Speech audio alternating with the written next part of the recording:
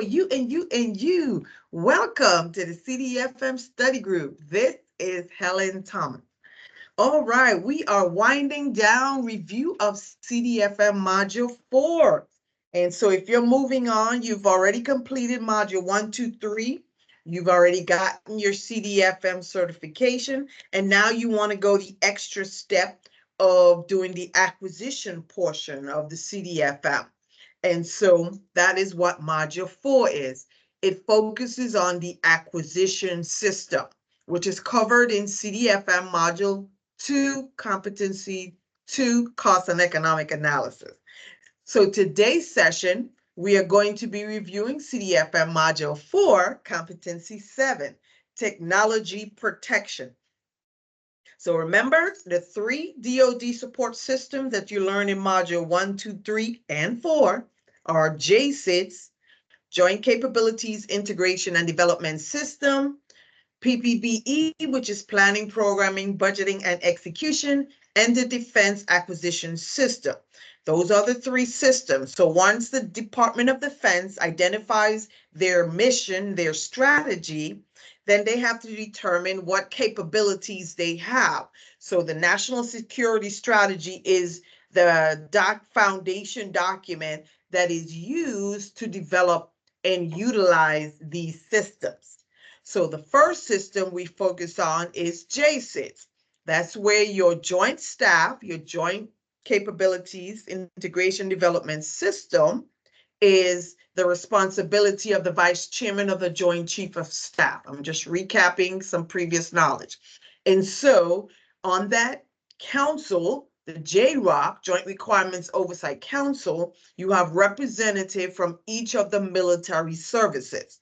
So in JCITS, once they identify the strategy and what needs to be done, then the joint staff will look at the capabilities they have for the Army, the Navy, the Air Force. Each one of them will look at, so they represent the warfighter. They're going to look at what capabilities they have, but the important part of the JCITS is to identify capability gaps by utilizing the .MLPF. That's an acronym: Doctrine, Organization, Training, Material, Leader Development and Education, Facilities. They're trying to figure out which area the capability gap lies. Then the next step, they have to come up with a potential solution. What is the recommended solution? So JCITS identify capability gaps, and depending on the .MLPF analysis, if it's anything other than material, that would trigger the plan, program, budget, execution process.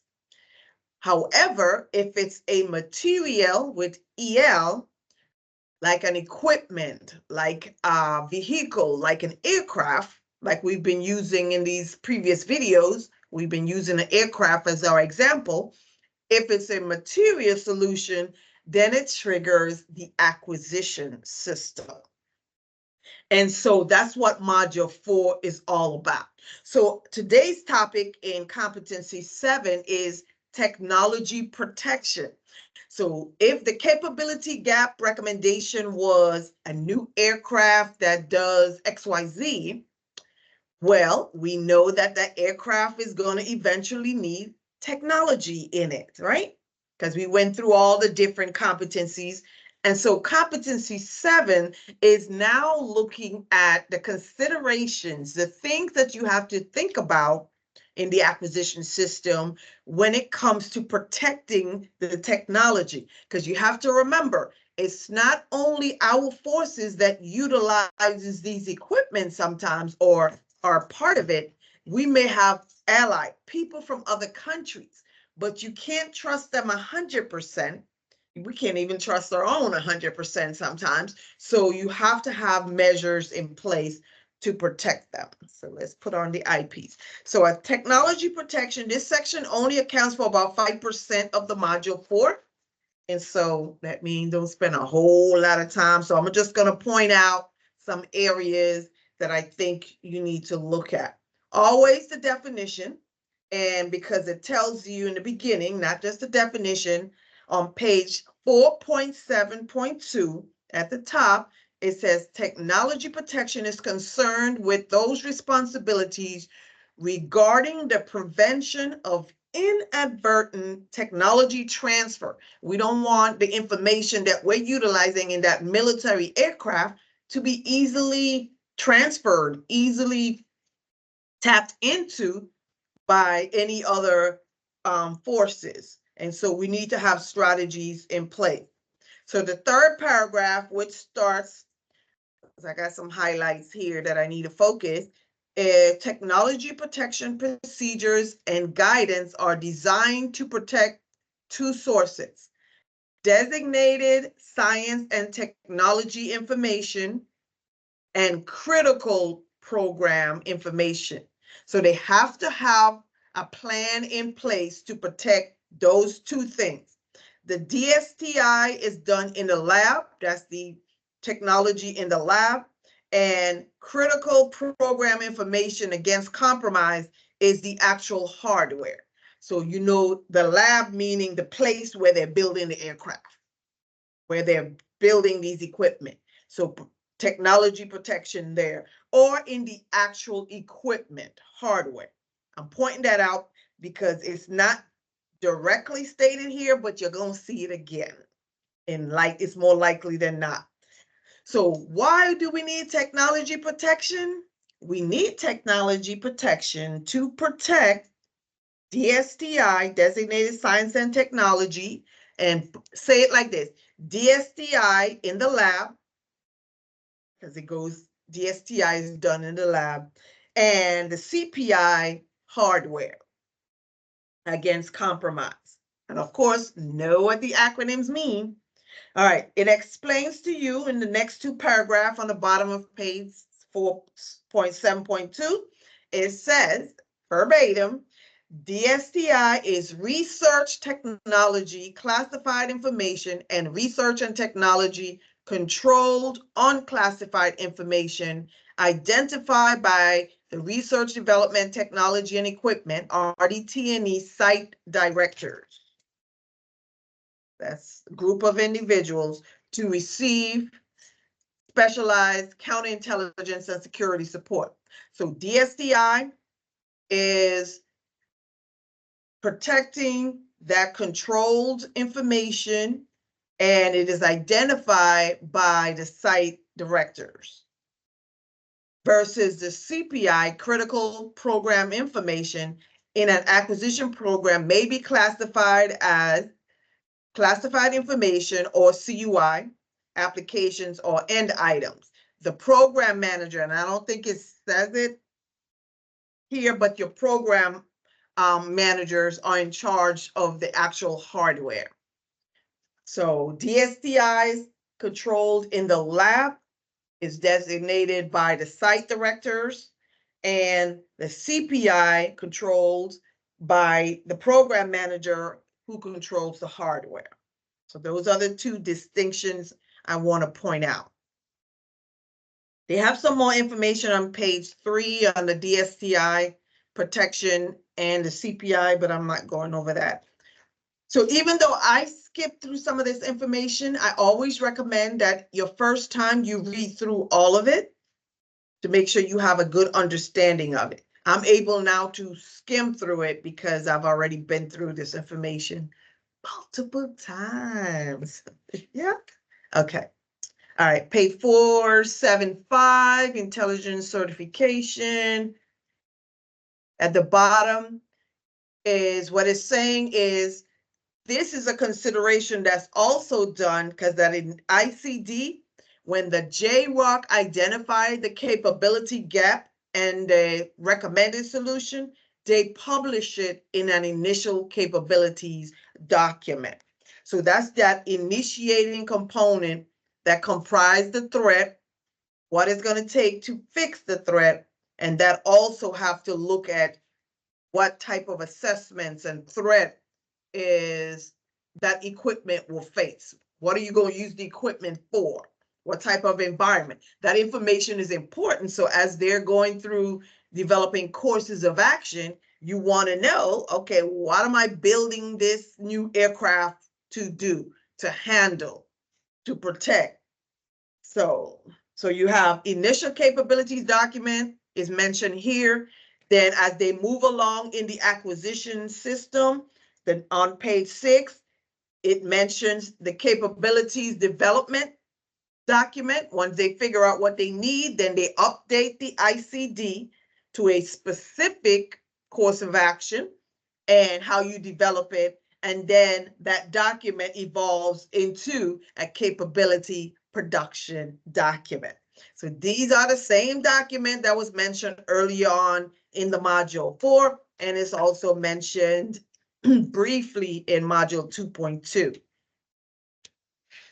So you got your summary. So technology protection. So we learned a few things. This is a short section, so make sure you're highlighting, pointing out these areas. So putting technology protection in place. What do I have? I repeat on page 4710. That first bullet there, the RDT&E commanding officer, site director. So it's not just the site directors, but that's the one I remember seeing way back when. But it could be the RDT&E commanding officer, site director, or whoever they design. They're the ones who will identify what constitute designated science and technology information, DSTI. So who determines what is in a lab is DSTI, commanding officer or site director or whoever they designate. All right. On the bottom of page 10, it mentions the regulation. All IT network systems storing, processing, transmitting for DSTI must be done in accordance with DODI 5200.40, DODI 5200.40. So I would love to say I could make this information like so exciting for you, but only to a point, because it is what it is. All right, what else we got here? Signings, yes, specialists. On the bottom of page 11, it goes into the CPI, critical program information, is the foundation upon which all protection plan for the program is based. But my notes on page 12, 4712. I mentioned it earlier, but now you can see it in writing. So the first bullet on the top of page 12, the program manager, with the assistance of working level the whippet, determines the existence of CPI. So remember, CPI is associated with hardware. That's the actual equipment. So your program manager will designate the CPI. Commanding officer or your site directors of the lab and the RDT&E lab will determine your DSTI. If a program contains CPI, program protection planning is required. The program manager, with the assistance of a whippet and or appropriate support activities, is also responsible for developing and implementing a program protection plan, the PPP. It may come back later, and I think on page 13, and it does, I'll tell you what the PPP is. That's usually when you integrate with other allied people from other countries. You have to have an additional layer of protection. But what I wanted to point out in that second bullet is telling you the PPP will be developed beginning in the technology development phase, but it must be made available for the Milestone Decision Authority to make a decision in milestone B. That's when you determine a full-fledged acquisition program. Also in that third bullet, the PPP is revised and updated how often? Every 3 years. So I'm pointing it out here just in case it doesn't show up on page 13. You will see that it does correlate with what's on page 12. The bottom of page 12, programs with foreign participation. It gives you a list there. defense, and a delegation should be prepared as annexes to the PPP. So there are 5 events. Foreign participation in system development is possible. So anytime you have any of these conditions, you need a PPP. So when a determination is made in any of the following condition, a technology assessment control plan and the TACP and a delegation of disclosure authority should be prepared as annexes to the PPP. So anytime you're going to have allied, you also have to do the PPP, but you also have to add any one of these conditions. You have to add that annexes to it. So foreign participation in system development is possible. An allied system will be used, or we're going to be using their equipment also. The system to be developed is a candidate for foreign sales, or at the end cycle or end of that life cycle of that equipment, we could potentially sell it because you normally know how you're going to dispose of it. So you got to consider that up front. The system will be used in multinational operations when we go to different countries to operate. And the program, or we sell the equipment, or we give the equipment to other countries who are fighting. So you got inclusion in that PPP is the TACP and the DDL. Well, all right, page 13, 4713. Risk management, every decision always has a risk associated with it. So this is no different. We just got to make sure if you know about risk assessment, that's all it's saying here. The probability, severity, counter costs to mitigate the loss. That's what risk assessment is. You identify the risk, how much is the risk, then what are you going to do to mitigate the risk, and then what's the risk level after you're done? Who's going to sign off on it? Program protection planning, as mentioned, when the acquisition contains CPI, that the program manager must prepare a program protection plan. So CPI requires automatically a program protection plan. If you're going to encounter foreign participation, then you have to add the TA and what's the other one? The TACP and the DDL. Those two part of annexes, part of the program protection plan. Right? Repeat again on page 14. The program protection plan.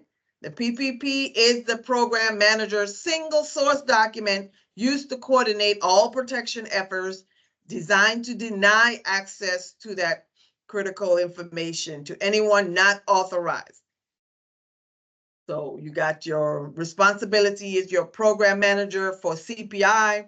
And if you need a program protection plan, does it mention? Yeah, the DSTI, that's your site directors or your commander.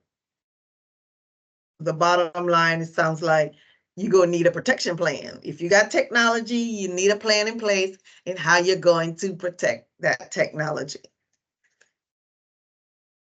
Page 15, a lot of this is repetitive. That's why it's good if you read through it all in one sitting when you go through it, and then you'll be able to see, oh, okay, it just reiterates what you already should have picked up.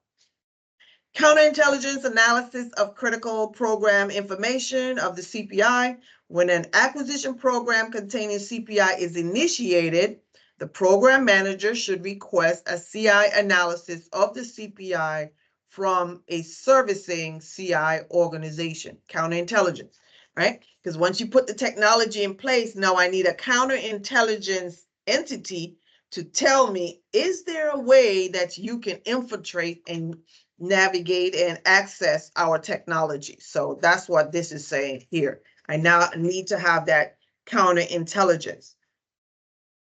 And again, on the top of page 17 is a repeat. If you have foreign entities involved, the TACP is composed of 4 sections. So it's a breakdown of, I think, page 12 at the bottom, where it mentions the TACP in that last paragraph, that you're going to need the annex. if it's those particular areas, TACP, Technology Assessment Control Plan, and then the delegation of disclosure, that's also mentioned on page 12, program with foreign participation. So it tells you program concept, nature, and scope of effort. I'm on page 17.